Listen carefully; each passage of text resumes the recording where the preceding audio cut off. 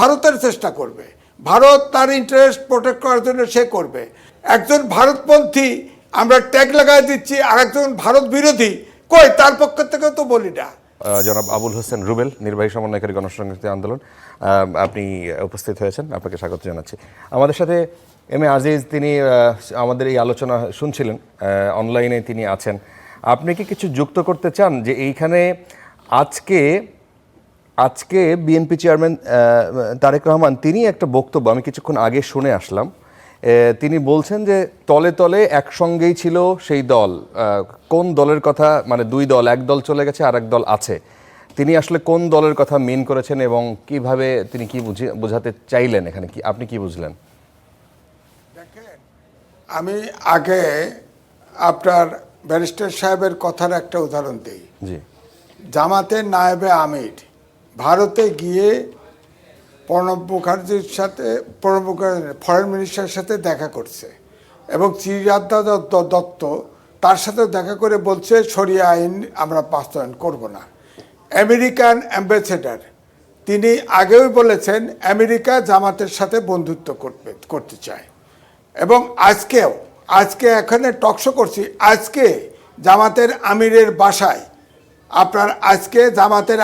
বাসায় আমেরিকান রাষ্ট্রদূত সহ আর একজন গিয়ে এক দল গিয়ে বৈঠক করেছে। তো বৈঠক আমি যেটা নিজেও লিখেছি যে আমাদের দেশের নির্বাচনে, আমরা হতভাগ্য দেশ, আমাদের নির্বাচনে সকল পরাশক্তি অ্যাক্টিভ থাকে, এটা বুঝতে হবে।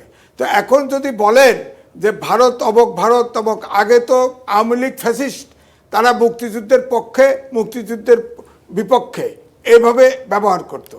এখন দেখা যায় ফ্যাসিস্ট আর ভারত এটা এখন উপলক্ষ হয়ে গেছে। তো আমার বক্তব্য হচ্ছে ভারতের চেষ্টা করবে, ভারত তার ইন্টারেস্ট প্রোটেক্ট করার জন্য সে করবে। এখন আমার বক্তব্য হচ্ছে এই যে ধরেন 30টে সমঝোতা বা চুক্তি স্বাক্ষর করে দিয়েছে সব ভারতের অনুকূলের ফ্যাসিস্ট হাসিনা, এই সরকার তো একটা কথাও বলে নাই রিভাইজ করা, এবং জামাতের আমিরের পক্ষ থেকেও বলা হয় নাই, জামাত থেকেও বলা হয় নাই, বিএনপির পক্ষ থেকেও বলা হয় না। আমরা নাগরিক, আমরা তো জানতে চাই যে সব অসম চুক্তি আছে সেগুলো বাতিল হওয়া উচিত। আপনার পানি দেয় না, আপনার বর্ডার কিলিং আছে, বাণিজ্য বৈষম্য আছে, কই সে কথা তো কোনো দলের কাছে শুনি না।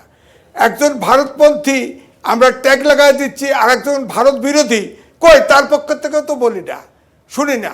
তো সুতরাং আমি এই জন্য বলছি এটা না, আমার কথা হচ্ছে দেশ মুক্তিযুদ্ধ করে স্বাধীন হয়েছে, এই দেশের অভ্যুত্থান ঘটেছে, অভ্যুত্থানের শক্তিরা নির্বাচন করছে, তারা কেন হানাহানি করবে? তাদের ভিতরে যদি একতাবদ্ধ থাকে যে আমরা একটা নিরপেক্ষ নির্বাচন করব, তাহলে ভারতের এখানে কি করার আছে বা অন্য দেশের কি করার আছে? কিছুই করার নাই। কিন্তু আজকে অভ্যুত্থানের শক্তি দ্বিধাবিভক্ত বলে আজকে দেখেন তাদের কর্মীদের ভিতরে বিভক্তি আসছে। সুতরাং এটা আমাদের কাম্য না।